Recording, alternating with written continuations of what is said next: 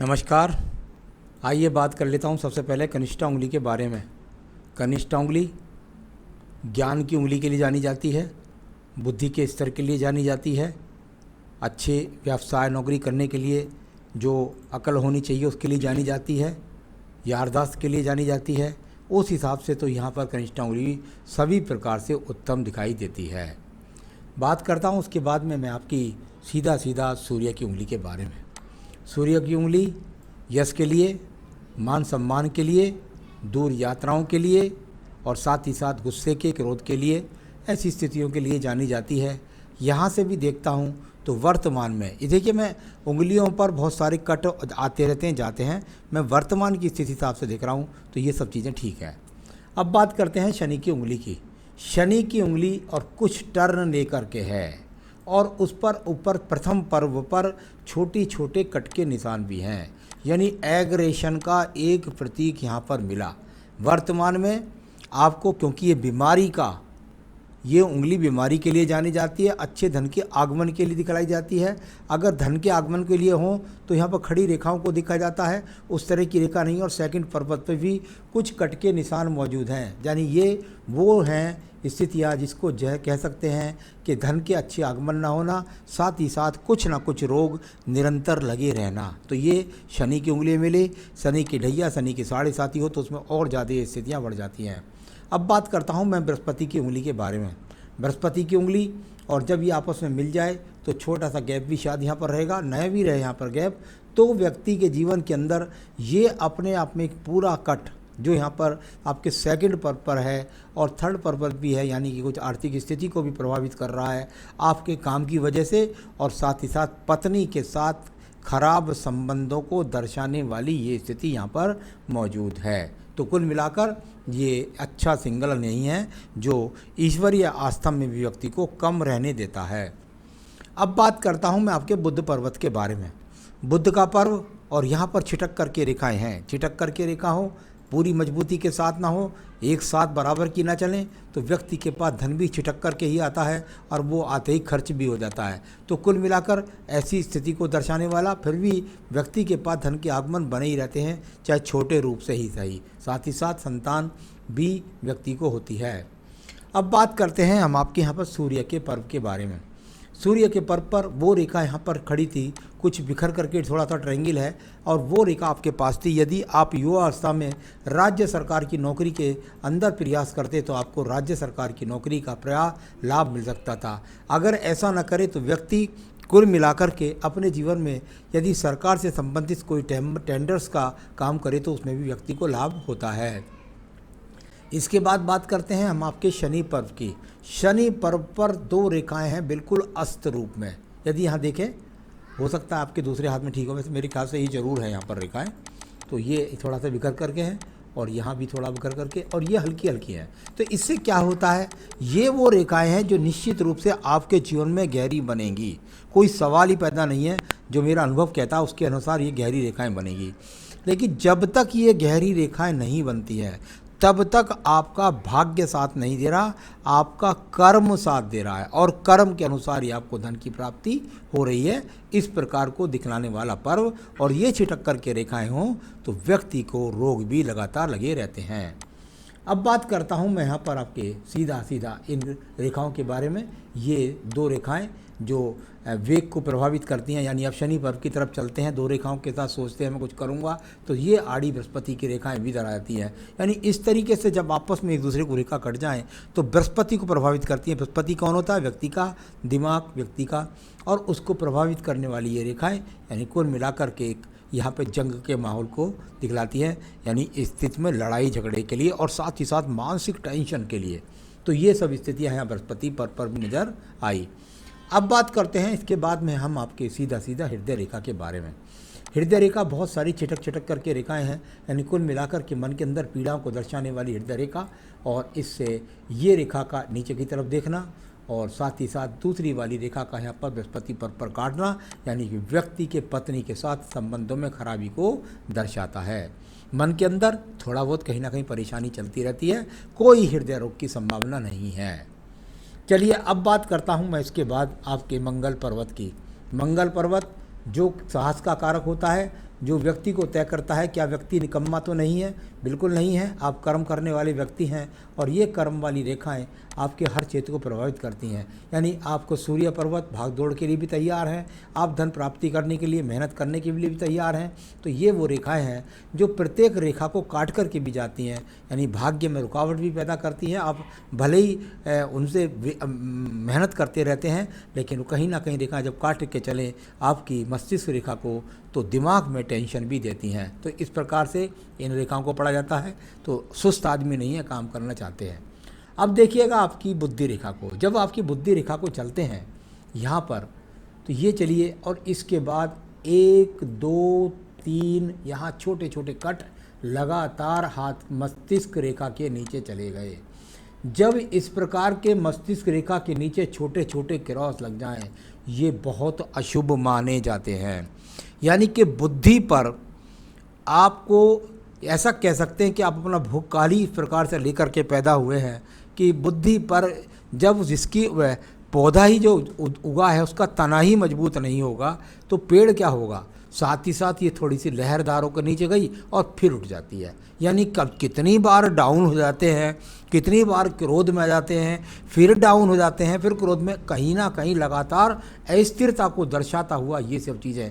अगर इसको ऊपर भी देखें, चाहे भले ही राहु रेखा ने लिखा है कि यहाँ भी क्रॉस का चिन्ह है, यहाँ भी क्रॉस का चिन्ह है, इतना ज़्यादा बुद्धि रेखा को लगातार प्रभावित कर रही है आपकी रेखा कि आप स्वयं से ही बुद्धि से भ्रमित हैं और इसके कारण आप सबको प्रभावित करते होंगे, इसमें कोई भी शक नहीं है। यानी बुद्धि रेखा को स्थिर करना होगा।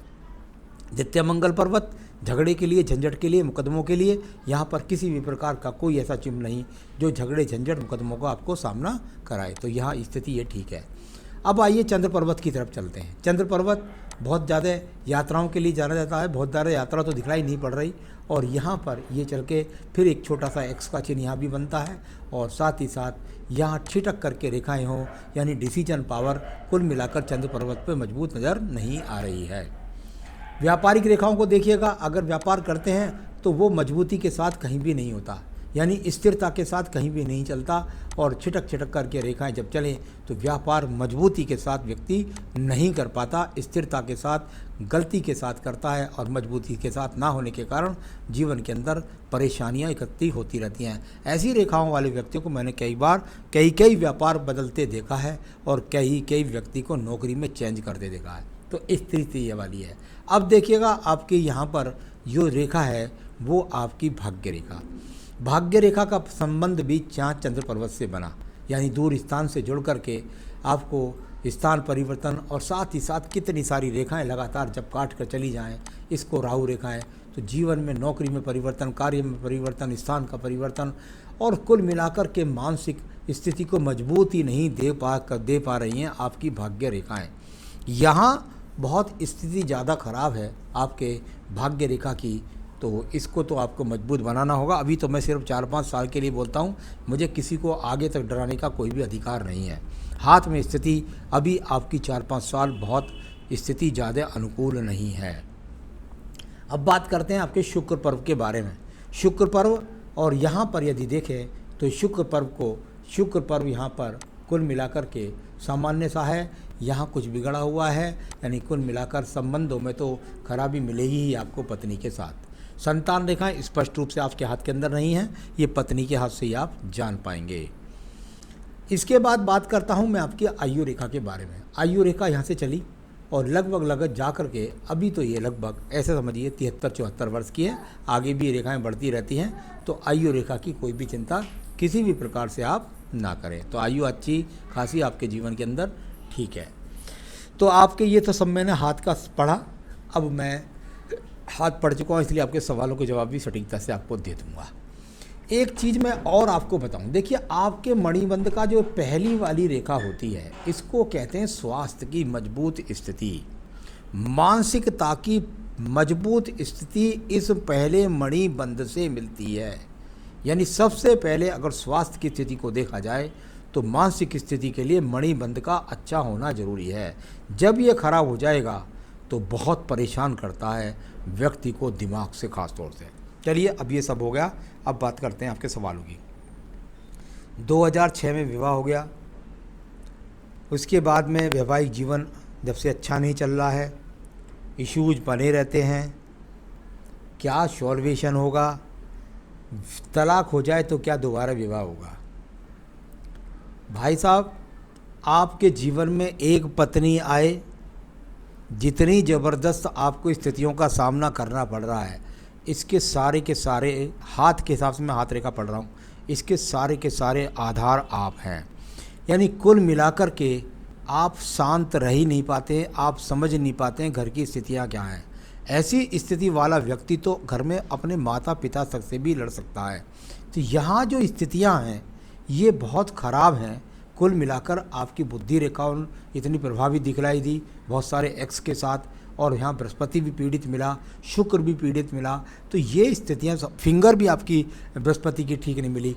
कुल मिलाकर आपको भोग काल दिया है ईश्वर ने भुगतने के लिए। और यदि आप और ज़्यादा खराब भुगतना चाहते हैं तो इस पत्नी को तलाक दे दीजिए, आप बिल्कुल बीरिया बेरार हो जाएंगे। दूसरा विवाह तो आप कर लेंगे, लेकिन दूसरे विवाह में और भी ज़्यादा प्रॉब्लम आएगी। इसलिए जब ईश्वर ने आपको ये भोग काल दिया, मैं तो आपको कहूँगा इन ही स्थितियों को आप अनुकूल करें। तो कुल मिलाकर के ये सुख आपको ईश्वर ने नहीं दिया है, और अभी तो कम से कम 4 साल तो नहीं दिया। तो अपने आप को सुधारिए। आपने कहा मेरे रीजन क्या है, एग्रेसिव का व्यवहार, मैं गुस्से में रहता हूँ, क्रोध में रहता हूँ, इसका कारण क्या है? इसका कारण सिर्फ आपका भोग काल है, और वो बुद्धि रेखा पर लिखा हुआ है। तो भाई साहब, लगातार आप ही पीड़ित हैं, और इसके लिए पूजा पाठ आपको करनी पड़ेगी मजबूती से, तब आप जा कर के इसको ठीक कर पाएंगे। और इसके बाद कह रहे हैं कि मेरे पास में जो है ये समस्याएं कब आपकी मेरी एंड होंगी। देखिए, एंड नहीं होनी अभी 4 साल तक, इसलिए कृपया करके अपने आप को संभाल करके चलिए। Any change in work in next 10 years, अगले सालों में क्या मेरे साथ में मेरे काम में कोई चेंज हो सकता है? बिल्कुल निश्चित, 4 साल में कुछ भी हो सकता है। 10 साल का नहीं बोल सकता मैं, आगे की इतनी रेखा में बहुत सारे परिवर्तन आ सकते हैं, लेकिन आने वाले 3-4 साल बहुत ज़्यादा आपको कष्टदायी हैं, आपकी पत्नी के हिसाब से, आपके व्यापार काम के हिसाब से, और आपके मानसिक टेंशन के हिसाब से। तो इसमें संभालना होगा अपने आप को आपको। साथ ही साथ health is poor so life till parents और बिफोर देम। देखिए, अब इस समय आपकी उम्र है केवल 41 साल, तो माता पिता की तो बात पक्की, आप समझ लो कि उनकी 65 साल तो होगी ही होगी। अब 65 साल यदि उनकी उम्र इस समय पर है, और आपकी उम्र में 72-73 वर्ष बता चुका हूँ, तो निश्चित बात है आप पिता से बाद में ही मरेंगे, और आपकी रेखाएं तो फिर बढ़ती भी रहती हैं। तो यहाँ सारे सवालों का जवाब मैंने आपको दिया है, और मैं बताना चाहूँगा कि कृपया करके कोई भी रिंग अपने हाथ में ना पहने, क्योंकि कोई सा टावर, आपका कोई ग्रह आपको सपोर्ट नहीं कर रहा है। तो कुल मिलाकर के कोई भी रिंग आप हाथ के अंदर ना पहने। बस जो मैं पूजा बता रहा हूँ देखो कर लीजिए, निश्चित रूप से उसका बिल्कुल थोड़े दिन बाद ही, कम से कम मैं समझता हूँ 41 दिन बाद लाभ आना शुरू हो जाएगा। क्या करना है आपको? रोज़ाना आपको बजरंग बाण पढ़ना है। बजरंग बाण आपको रोज़ाना सुबह और शाम पढ़ना है। साथ ही साथ मंगलवार के दिन हनुमान जी के मंदिर में जाइए और वहाँ प्रसाद बांटिएगा, और यदि हो सके तो आप व्रत भी रख सकते हैं मंगलवार का। तो इनमें से जो कुछ आप कर सकें वो करिए ज़्यादा से ज़्यादा। और शनिवार के दिन आपको सुंदर कांड पढ़ना है। अगर शनिवार के दिन आप सुंदर कांड जाकर के, आप मेरी बात को विश्वास मानिएगा कि जैसे आपके 11 शनिवार हो जाएंगे तो आपको चमत्कारिक लाभ मिलेगा। शनिवार के दिन आपको लगातार सुंदरकांड करना, 11 दिन तो करना ही करना है, 11 सप्ताह तो, उसके बाद आप करिए आजीवन, तो बहुत लाभ मिलेगा। आप शनिवार को जाइए और वहाँ पर आप हनुमान जी के लिए जो है बूंदी बेसन के लड्डू लेकर के जाएं, और हनुमान जी को वहाँ भोग लगा दें शनिवार के दिन हनुमान जी के मंदिर में, और वहाँ पर एक चमेली के तेल का दीपक जलाकर उनके सामने रख दें, और वहाँ बैठ कर के सुंदरकांड का पाठ करें। बस देखिए, आपके जीवन में बहुत ज़बरदस्त चमत्कार हो जाएंगे, और बहुत ज़्यादा मानसिक बीमारियां ख़त्म हो जाएंगी, टेंशन ख़त्म हो जाएंगी, सारे कष्ट दूर हो जाएंगे। नग नहीं पहनना है कोई भी। इतना करें, जीवन में सुखी रहें, यही मेरी शुभकामनाएं हैं। नमस्कार।